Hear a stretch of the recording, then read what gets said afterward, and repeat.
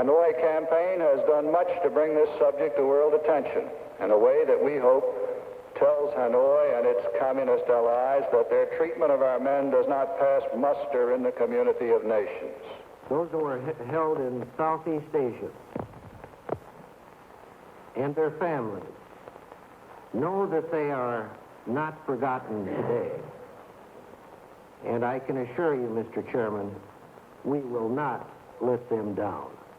The statements and comments about concern of the prisoners has increased with this administration.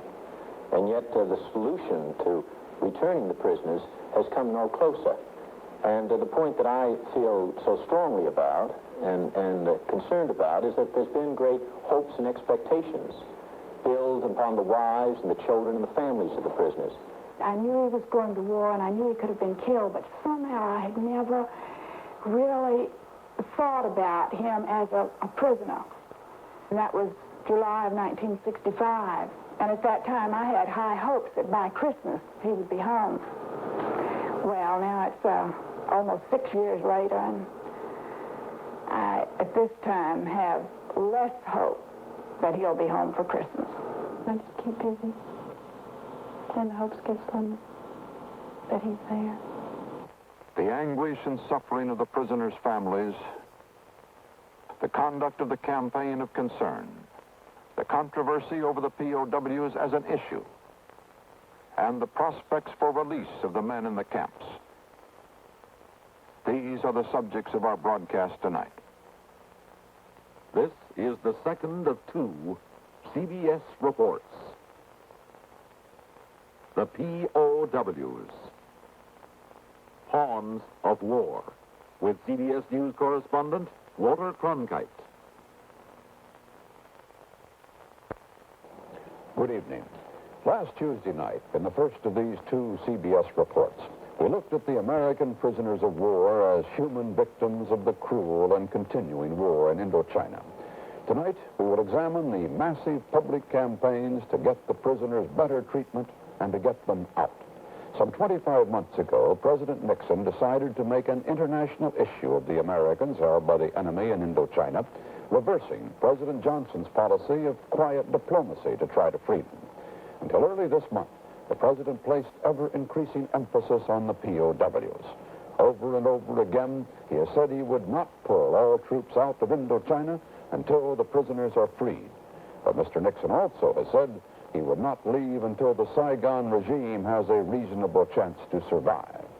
Now, the war critics in Congress have seized upon the POW issue themselves and have turned the administration's argument around. Set a withdrawal date, they say, with the only condition being the other side's agreement to free the prisoners. And they are now hitting the prisoner issue hard. Hanoi, too, recognizes the emotional impact of the POWs. Just last week in Paris, Le Duc Tho, a member of the North Vietnamese Politburo, said it is the desire of the Vietnamese people to see all the captured soldiers return home as soon as possible. Nevertheless, on that same day, Hanoi repeated its refusal even to discuss releasing the prisoners until after a withdrawal deadline is set. If nothing else, the public campaign has taken advantage of North Vietnam's sensitivity to world opinion about how it treats the captives. This sensitivity became apparent at the end of 1968, even before the public campaign began, when Hanoi abruptly changed the image it wanted the world to see, a movement away from the harsh line which had dominated its propaganda. Mayo is just one example of that change.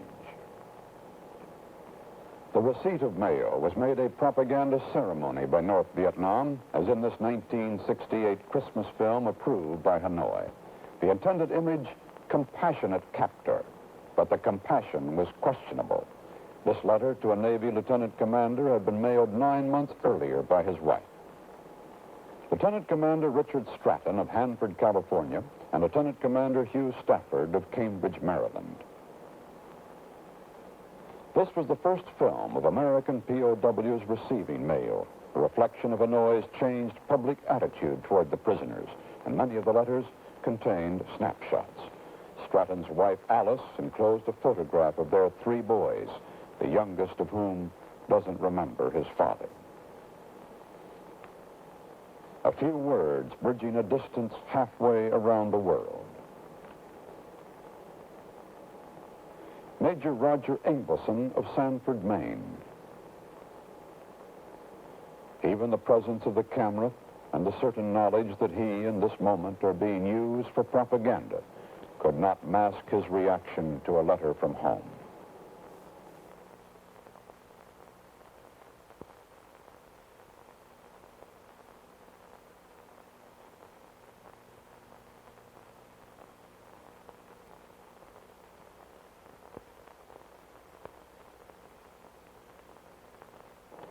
The exchange of mail has substantially increased since the administration made the prisoners a public issue. But in that 2-year period, only 6 Americans have been released, 3 by North Vietnam and 3 by the Viet Cong. In that same period, another 300, by the Pentagon's own figures, have been added to the list of the war's missing or captured. The most spectacular gesture of the administration's concern for the prisoners has been a commando strike inside North Vietnam to rescue POWs. A helicopter-borne team of 101 Air Force and Army volunteers raided the Son Tay camp 23 miles west of Hanoi last November 20th. The venture freed not a single prisoner. There were none in the camp, but the administration hailed it as a success. And the president, who had personally approved the attempt, personally decorated some of the participants. And Son Tay, like other aspects of the campaign to focus attention on the POWs, became itself a focus of controversy. Defense Secretary Laird appeared before the Senate Foreign Relations Committee. Mr. Chairman, I want this committee to know that I have not faced a more challenging decision since I have been Secretary of Defense. I concluded that there was no acceptable alternative than to recommend that the volunteer force, now highly trained and well-rehearsed for its humanitarian mission, should be authorized to make a valiant attempt to save their fellow Americans. I think there's no man in the Senate or anywhere else who is not deeply sympathetic with the prisoners of war. But unfortunately, this kind of a conflict involves many other people. We have lost some 50,000 dead. And we're continuing to lose large numbers. We're not questioning the heroism of the people involved, nor your motives in doing it. We all share your desire to release these prisoners, to obtain their release. But there are many of us feel that the only practical way, in view of the long history, is to bring the war to a conclusion. This month, Secretary Laird was asked if he still thought the Son Tay raid was a good idea. Yes, I do. Can you tell me why? Well, I would authorize similar activities as Secretary of Defense and recommend them when they have a chance for success. And I felt that this had a 50-50 chance for success as far as returning prisoners. And any search and rescue missions that have that degree of success available, and I believe that the men that are involved can be returned safely and return home, I certainly would recommend it. I am concerned about the plight of these prisoners of war. This is a humanitarian issue. The intelligence reports, which came out with congressional investigation, showed that our military knew that there weren't any prisoners in there 18 hours before the raid. So for what purposes were the raid taken? To try, I think, to build up a greater sense of hope and expectation among a lot of Americans, particularly the families of the prisoner of war. That was a sham. David Culhane made a sampling of the prisoners' families. He found that they looked back on Son Tay with reservations. For Son Tay? Well, it boosts our morale a little bit to think at least, they do care. They really do care. And if they'd gotten prisoners out, it would have been an entirely different situation. My first reaction was, thank God they've finally done something. My second reaction was, what a horrible thought that they must resort to attempting this. I thought it was dreadful to send men in on a on a cause that was lost before it even began. There were no prisoners there. It frightened me because I would hate to think that this is how we must get our men out of the camps. I hope we can find a better way.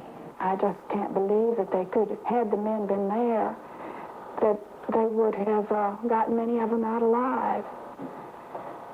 It proved one thing to me, that we're pretty desperate as to how we're going to get those men out if we would attempt such a mission. I think the men who went in on the mission were marvelously brave, and I'm certainly grateful to them for risking their lives. But I hope that we will not attempt another such rescue. Some of the campaign of concern for the POWs, here and abroad, has been organized and orchestrated by the administration. Some has been spontaneous and local. The latest activity, undertaken with White House backing, is a $25 million global print and TV ad campaign to start next month. It is sponsored and underwritten by the Advertising Council, the ad industry's organization for public service causes. However, it has drawn some opposition within the industry as being politically motivated. Frederick Pappert, the head of one major agency, has made public letters of protest against the campaign, saying no one thinks the prisoners themselves would gain anything from it. The ad campaign is just one outgrowth of the president's major policy shift on the POWs, the May 1969 decision to, quote, go public on the issue. The widening campaign of concern for the prisoners has taken many forms in the past 2 years.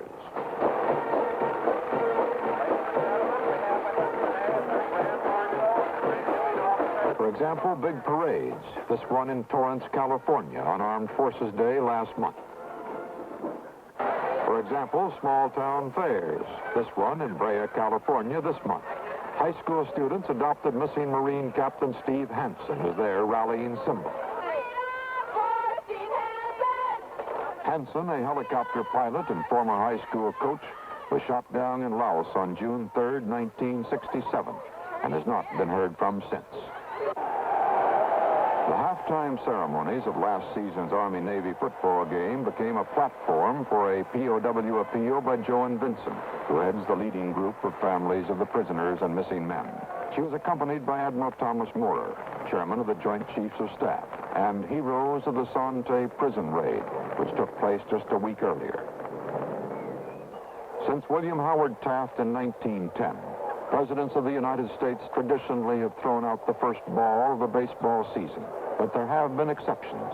One this year when President Nixon sent a substitute, announced by the Secretary of Defense. For 4 long years, Sergeant Pitzer was a prisoner of the Viet Cong in South Vietnam. As he performs this American ritual of throwing out the first ball, he does so as a reminder that there are still a great many men in uniform, some 1,600 of them who have not seen a ball game in a long time.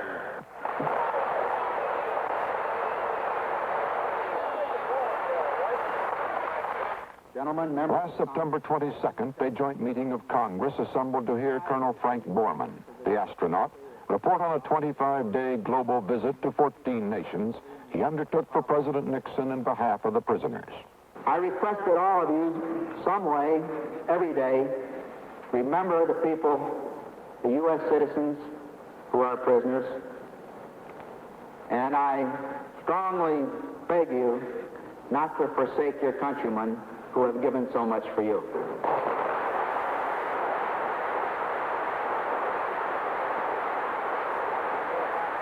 If Congress passes a resolution to have all men withdrawn by the end of the year, then we've lost the last concession that we have available to utilize for those men. Lieutenant Robert Frischman, one of the POWs released by Hanoi, now president of Concern for Prisoners of War Incorporated, Still on active Navy duty, he campaigns in uniform for the captives and on behalf of U.S. Vietnam policy. This was a dinner for POWs in Los Angeles this month. Another speaker was Governor Ronald Reagan. We're not given to bellicose saber-rattling or unnecessary belligerence. But the savage captors of our young men must be made to know that each one of those men is particularly precious to all of us, that there will be no peace until they are restored to their families. The President has said as much. It is now up to the rest of us to make it unmistakably clear to the enemy that he spoke what is in the heart of each one of us, and make it plain to the enemy that if the price for peace is even one young American, that price we will not pay.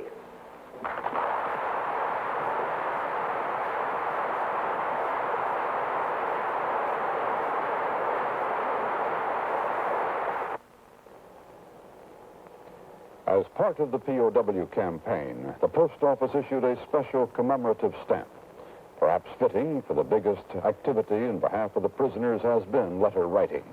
Hundreds of groups like these school children have participated in Right Hanoi campaigns. Millions of letters have been written. One such campaign is being run now by the Reader's Digest. The magazine announced it last month with this newspaper advertisement across the country. Bob Schieffer asked Editor-in-Chief Hobart Lewis about the response. We're getting a tremendous response from the American public. And we are publishing an article in our international editions next month, and we hope the same response will come from the world. What are you advising people to do? We're asking people to write directly to the North Vietnamese embassy or to the president of North Vietnam in Hanoi, urging them to treat the American prisoners humanely. And we hope very much that by putting pressure, volume and volume of mail, putting pressure on the president of North Vietnam, that there'll be some response. The American Red Cross is handling the Right Hanoi letters for the Reader's Digest, as it has for other organizations. Critics have called this activity political, but the Red Cross calls it humanitarian and defends it as a legitimate public relations effort to aid the prisoners. Bob Schieffer talked with Red Cross Senior Vice President Ramon Eaton about the effect of the letters. Do you have any proof that these coupons are being received by the North Vietnamese, or in fact that anybody is reading them in North Vietnam? We have considerable proof that the mass of letters, and these will only be, of course, a part of what's been going on now for 16, 17 months, are, of course, being received in Hanoi. There's no question about that. And natural curiosity and concern, if nothing more, indicates that these letters are opened. Eaton's confidence to the contrary, there is evidence that much mail goes unread, indeed, even unreceived. The Hanoi delegation in Paris regularly refuses to accept it, and the letters are turned away, ultimately to wind up in a warehouse basement, rented by a California POW organization as a dead letter office. Now, according to CBS News correspondent Peter Kalischer, who looked into the situation, the letters arrive in bulk packages addressed directly to the warehouse, there to join the tons more already gathering dust. It isn't only mail that comes to Paris for the POWs. The most publicized and intensive individual effort in their behalf has been that of Ross Perot and his United We Stand organization. The Texas computer billionaire has made the POWs his personal crusade and spent $3 million on it. On chartered jetliners, Perot has taken prisoner families and journalists on 3 trips abroad. How long have you been staying? Failing to get permission to visit POW camps in North Vietnam, Perot visited POW camps in the South to demonstrate that they were open and the prisoners well cared for. The camps were open to Perot, but they have not been to CBS News, which has been requesting permission to enter for the last 3 months. From South Vietnam, Perot went to Vientiane, to the North Vietnamese embassy in Laos, only to be turned away at the door. We did not see the charge d'affaires, as has been the custom in our prior meetings here.